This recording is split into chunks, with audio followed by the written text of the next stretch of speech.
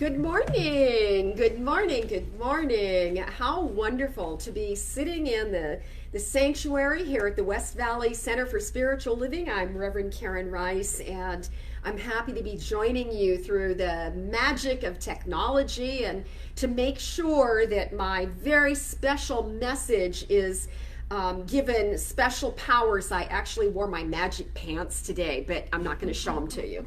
But I think that it's an important day. For whatever reason, something has moved through me that desires to be expressed in this room and through this device and out into the world. And so I'm just going to ask you to be patient. And if you get tickled a little bit by some of the things I say at the top of the talk, I want you just to breathe through them, because I think I have something spectacular to give you, a great takeaway today.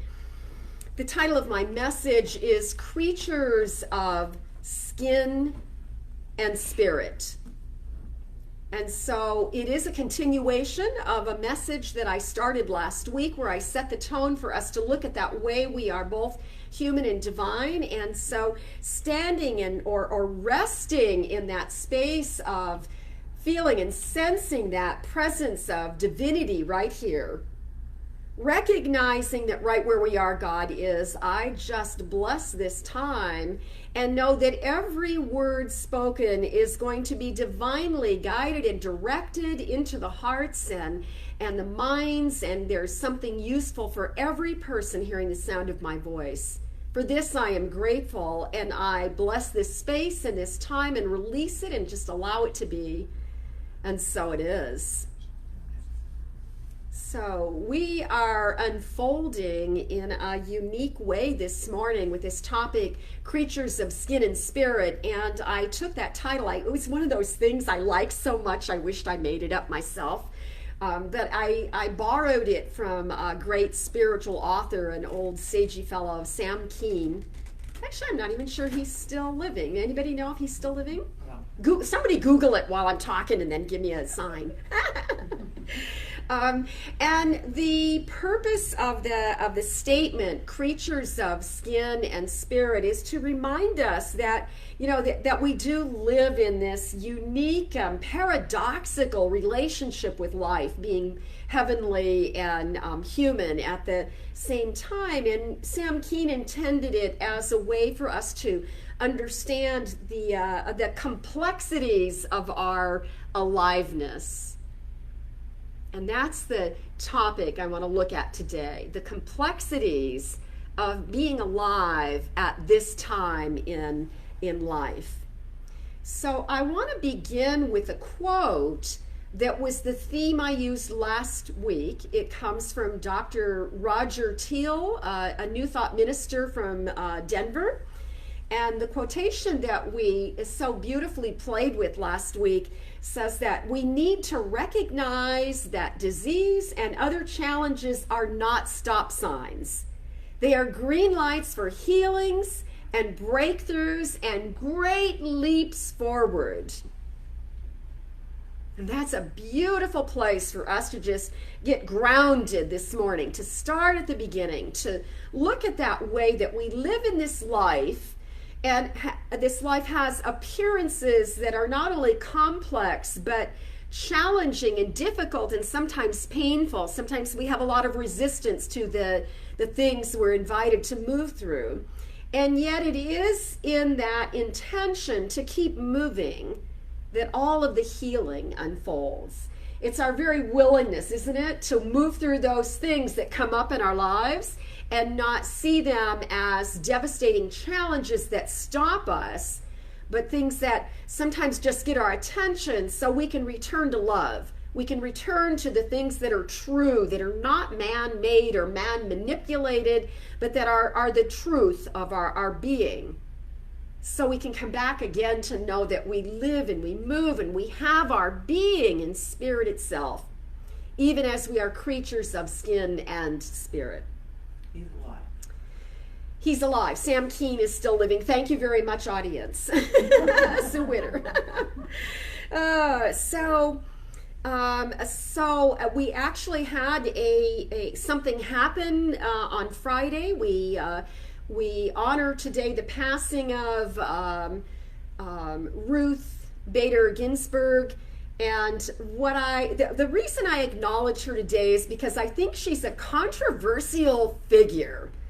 You know, that if anything, what I recognize about this woman is that she lived a life in which she was not beloved by all, as a good example of the value of living authentically. So it doesn't matter what she represents to us if we can look at the divine truth, the skin and the spirit of people, even leaders, world leaders, and see that there's something we can observe and ways we can measure our own a desire of how we'd like to live our own lives. And so I just know that some people, Khalil Gibran has a great quote that says something like, I've learned silence from the talkative and peace from the agitated and all of those things. And funny, it's like I still have to learn my lessons.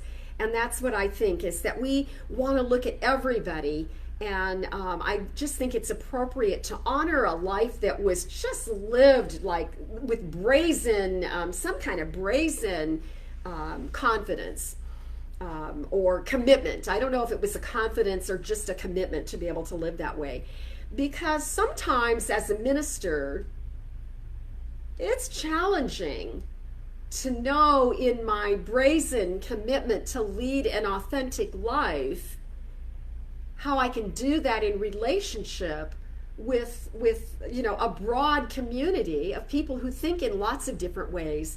And I honor this teaching. I love that New Thought has an emphasis on staying open at the top so that we can have different opinions, because we certainly have both liberals and conservatives in our pews. There's no question about that.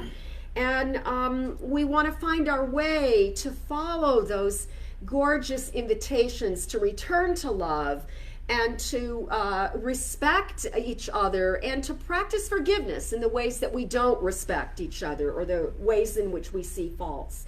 So to walk in this life, in the complexity of our aliveness, as Sam Keen would say, we are constantly wrapped up in this, in things.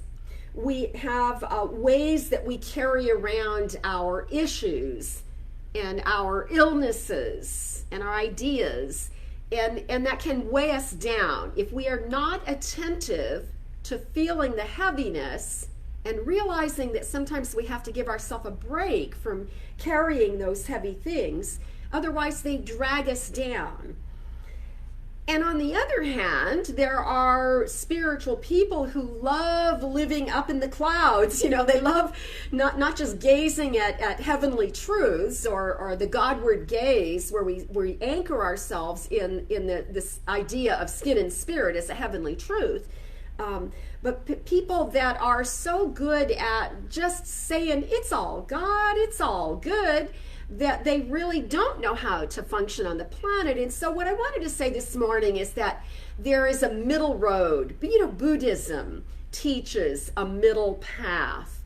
And that when we learn to value life and plant our feet on the earth so this gorgeous planet can ground us, we can then practice the balance of that grounding as well as having the Godward gaze that then creates that beautiful package of possibilities for the complexities of this paradox of being human.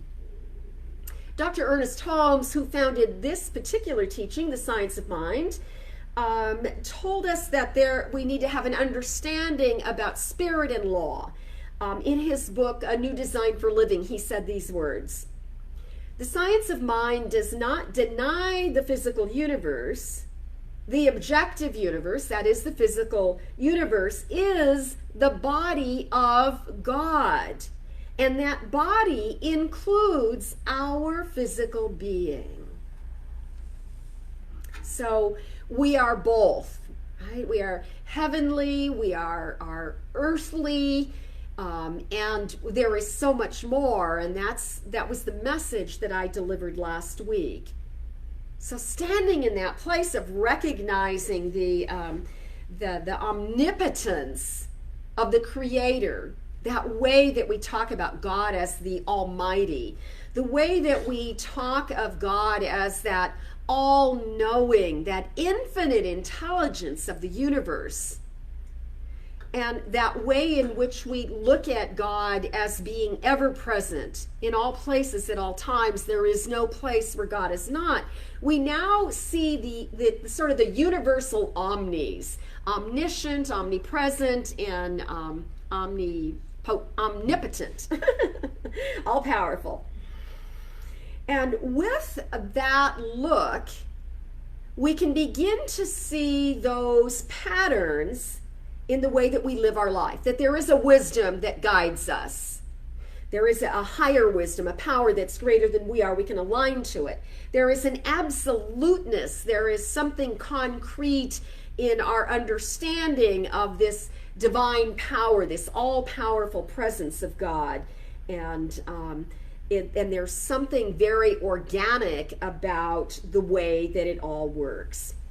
So as we look at that, we begin to recognize when people like Holmes and the Fillmores and Emma Curtis Hopkins, when they talk about the law, spiritual laws or spiritual principles, they are speaking about this legalistic side of the physical earth, the planet, this physical universe that we live in, which implies or explains that we breathe air, that we cannot live without that breath of life, that we understand that there's snow at the top of the mountains that at times of the year will melt, and then gravity just naturally pulls it by the weight of its own self. You know, the water, how does Holmes say it? Water drops by its own weight.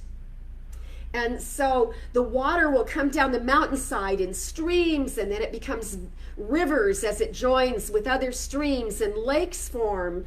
And there's this movement of life. And in the same way, we can go to the party store and buy a helium balloon for some celebration, and see that the helium is lighter than the air itself, and it lifts the balloon.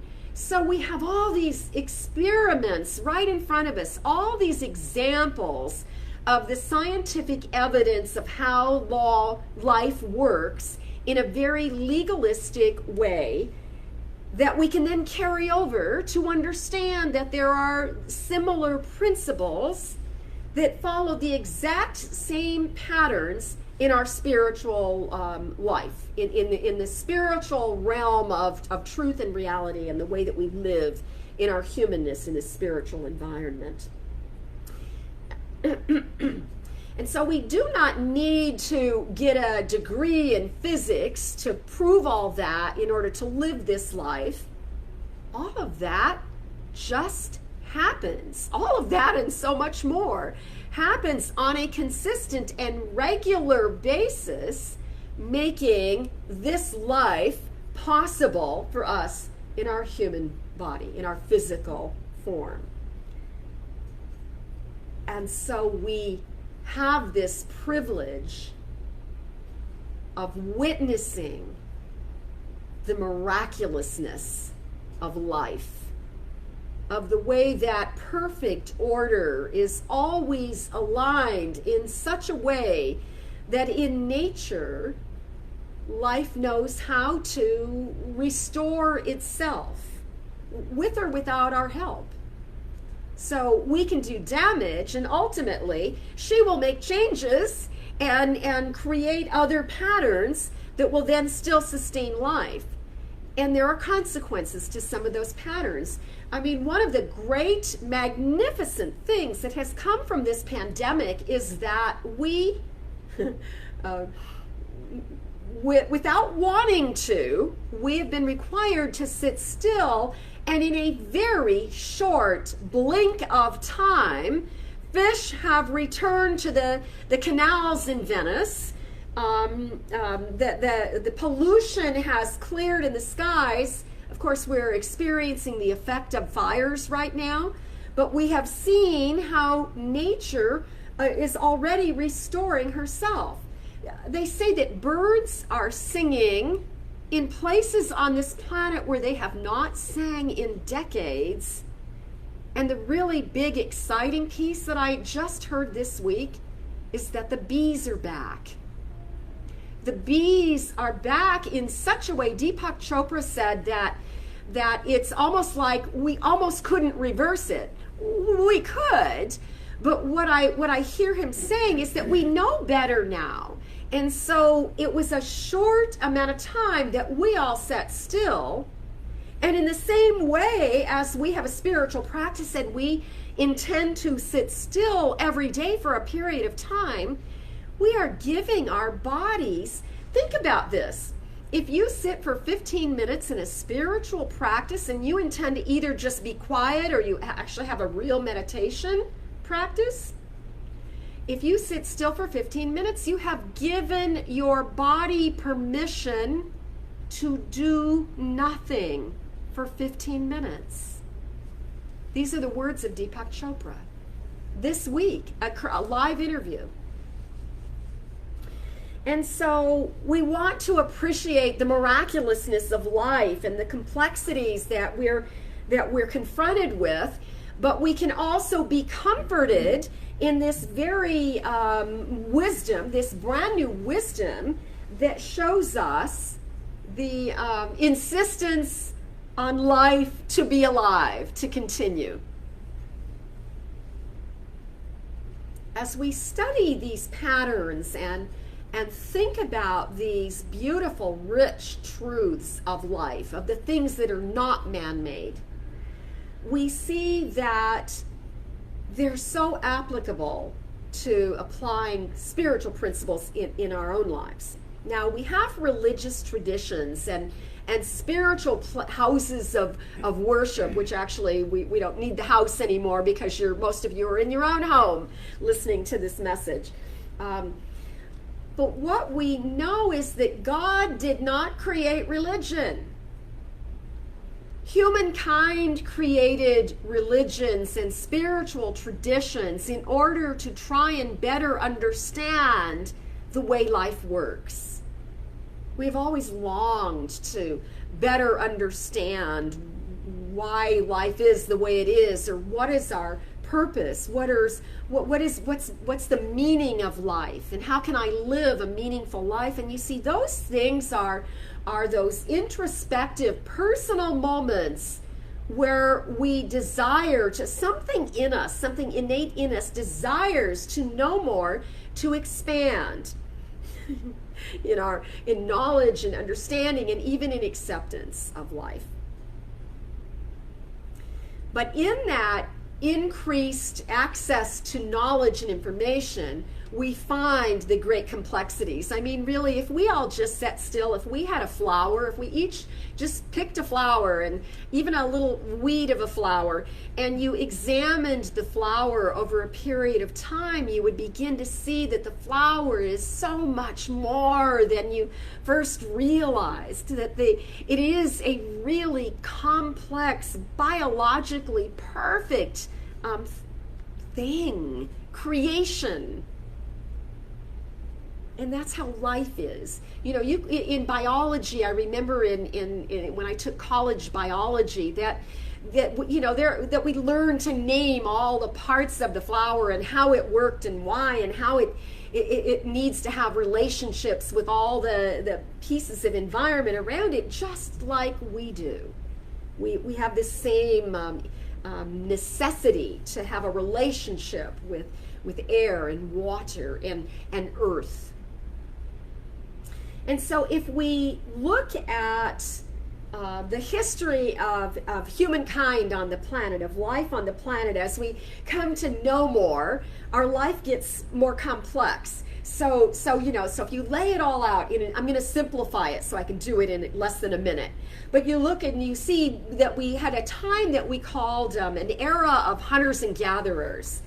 And at some point in time, people began to realize they didn't have to live that nomad life, and they settled down and they learned about agriculture and how to cultivate the earth and stay put in one place and live off the land without having to travel. And then after that, then we evolved even more. Life became even more complex, and we moved into what they call the industrial era or the Industrial Revolution. And with that then came even more information, and we started living our lives in greatly different ways. And then the next thing you know, bam, here we are in this modern world of technology. We would not be able to communicate with each other right now if we had not evolved to have this wisdom to allow us to use our devices to connect with each other. But here's the point. Here's what I'm saying today, and this is why this message is so important. I actually at some point typed in when I was writing the message, I went, this is the most important message ever. So if you know me, you know it's not the first time I thought I was delivering the most important message ever, but I just think it's important for you to know that I think it's important because of the way it came to be. So listen to what I'm going to say now, because this kind of blows my mind. I'd like for it to excite you a little bit too. As humankind moved through each of those eras, each phase of life served us well until it didn't serve us anymore. And it was time, it was necessary for something else to come through, and then we advance to the next level. Each period of transition, it just occurred to me, because you know I'm about to talk about the great horse manure crisis of 1904. You know I just love talking about that any chance I get. I don't understand why I'm the only minister that sees significance in, we'll just say manure. But each period of transition looked like the end of the world to lots of individuals that could not imagine life different than the way they were doing it. Now here's the part where I just want you to breathe. I'm going to carry you all the way through here. So in 1904, they began to have this this new experience of urban living. Cities became populated, and the primary form of transportation was, of course, horse. But it was not only just to get people from here to there, but horses were used to transport goods and provide services and everything. In order to get around, we depended greatly on horses. And that created a lot of waste that had to be dealt with. There were whole professions that were your only job was to clean up after the horses for some people. It became such a big matter. It's really hard to say this without being naughty. It became such a big issue. There was so much stuff that in some parts of the city, they had made piles of horse manure that were 3 stories tall. This is historical. You can Google this, and you can actually see pictures that were in the newspapers of those times. So it was a tragic, scary situation, and it was dangerous, and you can imagine it was, just germy and nasty and smelly. And the international leaders of different cities, of big cities around the world, communicated with each other, and they called the very first environmental conference in New York City in 1904. They planned a 10-day conference where the best of the experts came together to find a solution to this problem of horse manure. What were they going to do to be able to move forward? And after 3 days, all of the experts deemed that it was a hopeless situation and that they could not solve this problem. all of the greatest experts in the world could not solve the problem. And of course, we know what happened. There were a few creative individuals playing around with motors or engines or something, and the car came to be at a time where they really needed an alternate source of travel, of transportation, and moving goods around. And the end of the world was saved. Now, we know what happens 100 years later, but let me read you something that's very, very relevant and worthy of us thinking about this morning. The great British historian Arnold Toynbee, Toynbee, one of the greatest, he conducted some of the greatest studies that have ever been done on the history of civilizations. He's very well respected. He studied thousands of years of the ebb and the flow of civilizations. He wanted to know what makes a civilization thrive and what makes a civilization break down. And according to Toynbee, now I'm going to read from his work. New civilizations come into form when society successfully meets some sort of a challenge that then prepares them to meet the next challenge. Do you see there was continuity in his understanding that we resolve this, and this will give us a way to move through the challenge we're in until we meet the next challenge? This makes a lot of sense to me when I see what happened in 1904, what's happened now in the time that we're living in, and that we have this unknown next era that we are moving into, and it feels frightening and it's scary because it is completely unknown. In the same way that the experts who were focusing on a problem in 1904, the idea of automobiles coming and being an alternative for transportation, it was completely unknown. But a minority of creative thinkers had something else in mind. So Toynbee says that the challenges that typically shift civilization have to do with, first of all, discovering new territory. You might say that in that from hunters and gatherers to the agriculture periods, that would be a possibility. It comes when they go through climate difficulties with climate. Climate change is not new to us. You know, the planet has gone through that in the past.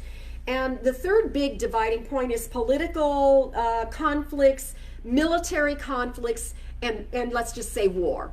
We understand that these are big dividing points that bring about civilization changes. But the bottom line is this, and again, I'm going to go back to Toynbee's words. New civilizations ultimately come through the disintegration of an old civilization. So there's a natural process here.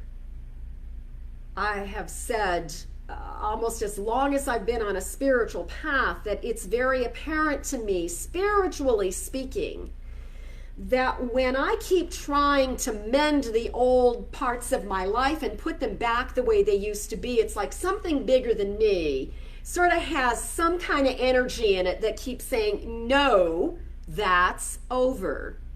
Quit trying to put it back together. Turn your face toward new possibilities. Open yourself to the reality of the way life works, that there is always new potential being born. And so when a civilization breaks down, Toynbee says that it's very natural that it divides people. It's very important for us to think about. People become split in their beliefs and they migrate into camps. Have we not seen that? Are we not living that right now? And I know that it scares us. I know that we're all sitting there waiting to see how bad is it going to get, and why do the people I used to be able to talk to, I can't talk to anymore, and what the hell is going on in Facebook? We love you, Facebook. But it's like, seriously, we are divided in camps, and I just want to suggest, what if that's just normal? What if this is not as bad as we have taken it when we personalize the splits or the anger or the hatred or the bad behavior or whatever it is that we're witnessing or moving through? Or even sometimes, I don't think I'm the only one, but some days it's me that's saying things or doing things I like, what? That's not how I want to behave today. And then I have to bring myself back, but I have to be conscious in that process. So these are what I'm saying here in a very legitimate way. It's what we are witnessing if we dare to look and see what's going on and not stick our head in a bubble and pretend it's not going on. If we dare to look at the discordance, as Holmes always invites us to do, then we are seeing, we can see the patterns that are there. And there are spiritual patterns that are greater than what we're seeing in the physical realm that are just full of lessons. And that's why challenges can be green lights. Now, Toynbee also said that we're divided into camps, and there are typically 3 camps. There's newer information that I think that Ken Wilber is someone who's doing a really good job putting it in a more current perspective. But I'm asking you to ride this with me today and look at the history of all of it, and to look at the big patterns so that we can be comforted that where we are is okay, that this is probably a good place for us to be in an odd sort of a way, sort of like it does feel in certain days like 3 stories of manure that we're having to find our way through. But Toynbee said that you always have the traditionalists. The traditionalists are always those people that are quick to look back at what used to work. We sort of pine for that when it seemed simpler. It wasn't necessarily simpler, but the traditionalists hang on to the past. The moderns represent almost an equal opposite side, and the moderns are always looking to the future. And in that group of moderns, there's always a small handful of people that really even see that future as a utopia. You could maybe call some of us people who are grounded in spiritual truths and wisdom, and that we're willing to see our good and our future. Maybe we fit in that utopian group of people, I don't know. But Toynbee said, way back when Toynbee said it, that there is always, separate from those 2 groups, a third group of a minority of very creative people that seem to almost, to the moderns and the traditionalists, the creatives are working almost behind the curtain and behind the scenes, so to speak. And so new civilizations are always emerging from a creative minority. Now today, there's a term we use for the creative minority, and that is the cultural creatives. And I would say that if you are attracted to this teaching or new thought, unity, any of the current spiritual but a little less religious than some of the other faiths, if you're drawn to that way of thinking, you probably we will find in our group a lot of cultural creatives. I think primarily because we're open at the top, because we have an emphasis for staying open-minded and not clinging to the hardships of life. So the cultural creatives, in a way, are the hope for the world. You know, they're out making the engine work so we can quit shoveling the crap away. Whoops. So we are looking at then this greater nature of life, and I love that idea that she always provides. And I would say that's why there's always these creative minds that just seem to come up with these new ideas. I want to bring you back to Ernest Holmes. In his book, A New Design for Living, Holmes speaks of spirit and law. Now, I noticed something in this book. I'd be interesting to talk to some of my practitioner friends and those who have really studied Holmes inside and out. But in a chapter in that book that's called The Two Great Realities, Holmes says there's spirit and law, or person and principle. And I can't really remember reading that before. I'm eager to pick some other brains. I want to know what Reverend Cheryl has to say about that, although I think it's exciting you, right? Am I right? Did I hear an amen? Did I hear an echo of an amen back there? Amen. So Holmes goes on to say it this way: even though life is uniquely individualized at every point of expression, you know, plants and animals and humanity. I mean, just look at us as people, how uniquely different we are one from the other. The expression is always consistent with and in conformity to a basic unity that runs through all things. It's important stuff here. There is God and there is the way things work. So when Holmes speaks of person and principle, I see it as this great wisdom that there are these laws in place, that we live in a physical, very legalistic, if I'm just talking in physical science now, a very legalistic, not proper, but, you know, order. There's a divine order everywhere in nature. And the same is true of human nature and of the way we can align ourselves to those spiritual patterns.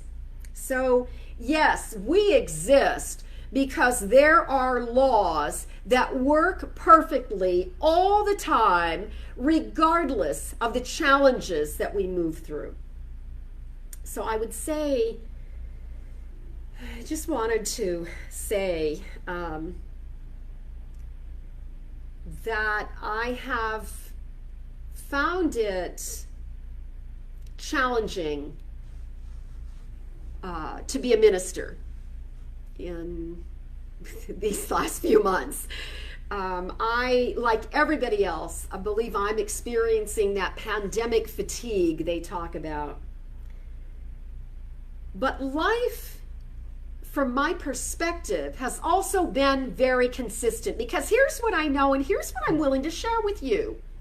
I'm just going to talk about the last 12 weeks, and I'm just estimating, but in the last 12 weeks, people from my community, you have reached out to me for prayer for all the things that you would ask me for prayer for. Should we be meeting in this sanctuary on a regular basis on a Sunday morning, and as if nothing had changed in the world and we didn't know anything about a pandemic. I have been asked to pray for the passing of precious pets that we dearly love. I have had people who've received diagnoses that are fear-inspiring. We have had 2 people in our community have made their transition. Beautiful Joyce Sorensen and, of course, Dave Barrett preceded that.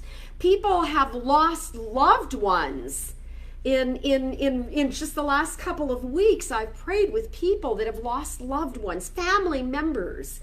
And we have moved through all those regular trials, surgeries and medical procedures. And here's what hit me. As I was thinking about all of that, I realized that not one of those was related to COVID. Not one of those prayer requests had anything to do with the pandemic. Those are additional prayers and concerns, and then it doesn't even speak to the way we're feeling torn apart by the bipartisan issues and civil rights and all of that.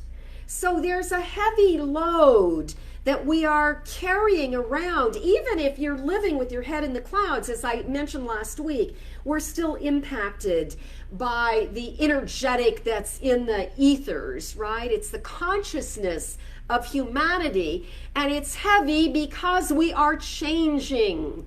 A civilization is ending and something new is emerging, and we are in that middle place, sort of wading our way through until not the experts hear this, not the experts, but those few creative people, the minority, will tell us and direct us, because they're tapping in to the infinite creativity and the perfect order of the universe, and they do not have to be spiritual-minded people to be used by God for the betterment of this life on this planet. Now, how about an amen for that? That's it. Yeah. That's we are creatures of skin and spirit. I want us to plant our feet on the ground so we can feel Mother Earth vibrate in our being and enliven us and remind us that this is not an end, that there is just more life emerging, and a new path, new ways are being provided for us to move forward. So let us be solid and dear and consistent in focusing on the things that are not man-made, but on the things that are God-given and unchanging. And then we can be certain that there is a future. There is a way to ride the wave. There is a way to move through every storm. There is a way to trust the process, and to know that we are alive now for a reason and a purpose. And it is indeed these times such as this, that we must not lose sight of truth, that we want to pay attention to the things we are carrying, putting on our own shoulders to carry around. In other words, pay attention to how often you are agitated by the headlines in the newspaper or on your media. Pay attention to how you are shaken by some of the changes that are uncertain still. Pay attention to how maybe you're even afraid of the people that are in the other camp with different views from yours. Let us not make enemies of each other. Let's just see that it is a very natural process for us to divide as we are moving through and waiting for that which God is delivering. We are here to receive, to be the channels of that which is emerging. And so notice the things, the weight you're carrying, and rethink it, right? Restore yourself to truth. Take time to breathe. Have a spiritual practice, and see every challenge as a green light for healing, not only our own physical ailments, but for healing this beautiful planet and the consciousness and the divisions in the minds of humanity.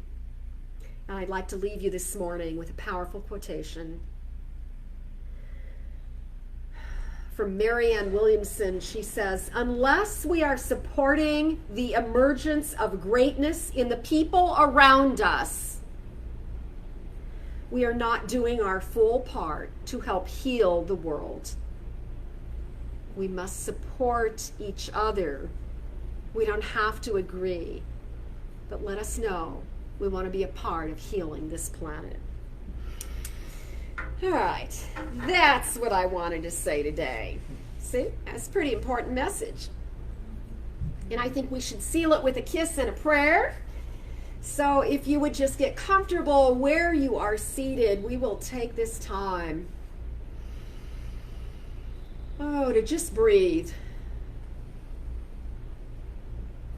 How incredible it is to just breathe and to recognize it is the divine kiss of life. And so right where we are, right in this sacred space we make in this relationship, whether we are separated by miles, we know we are connected at the heart and that nothing can come between us. And so in this moment, recognizing the full presence of love, feeling that love as a force within us stirring, being activated, being called into action. We are filled with this new awareness, with this energy that allows us to do the tasks that we are called to do this week, that are ours to do, and to know the difference between what is ours and what is not ours. I feel that movement of life within me, and I know it is divine. It is the insistence of life to express as life through me and through every living being. And so as we sit individually as expressions of God in our own unique way, I know that spirit itself, that love itself, that joy and beauty and peace and power is that very characteristic of the divine that is oozing from us, being urged out of us into the fullness of expression in life, so that we can be vessels and parts and activities of aliveness in the changes that are flowing in this planet right now. So I know the movement of life that appears challenging at times is the green light, it is the welcome, it is the call to prayer. And so from the very words of this prayer, I know that we are calling forward that healing. We are calling on that revealing of the wholeness, the unity of all of humanity throughout time and into that future, into that place where there is no time. And allowing ourselves to live in this paradox of being both creatures of skin and spirit. And so I feel something within me quickening, and it is that healing agent. It is that divine energy. It is the grace of God that now is kindled, and we fan that flame of reality to expand it so that it grows, and we can feel that warmth moving through our bodies and extending and expanding from our beings into this great unified flame of truth. It is the divine illumination, this divine awakening of humanity to the presence of God right here and right now. And so we are healed. We can feel that shift in our physical being, the way that our blood circulates through our bodies and our lungs just intuitively breathe new life, and that all is well.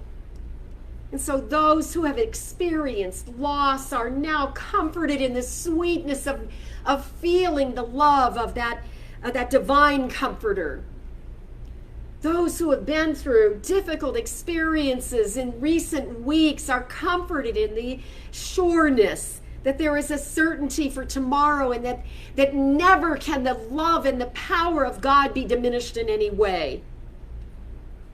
And those who are confused or perplexed by the times that we are living in are comforted by knowing that this is simply a part of a pattern of change, and that life herself is always renewing, refreshed, born again, resurrected into new form and new ways of being, and that we are a part of that process in our lives now. So I say thank you, God. Thank you, life. Thank you, infinite spirit, for this tremendous lesson in the law of circulation, in the way that we have learned and continue to learn to open ourselves to that flow, that giving and receiving, that movement of life. In great, great gratitude, I release these words into the law and allow them to be. And together we say, and so it is. Whew. I have not much more to say. Is that a good thing?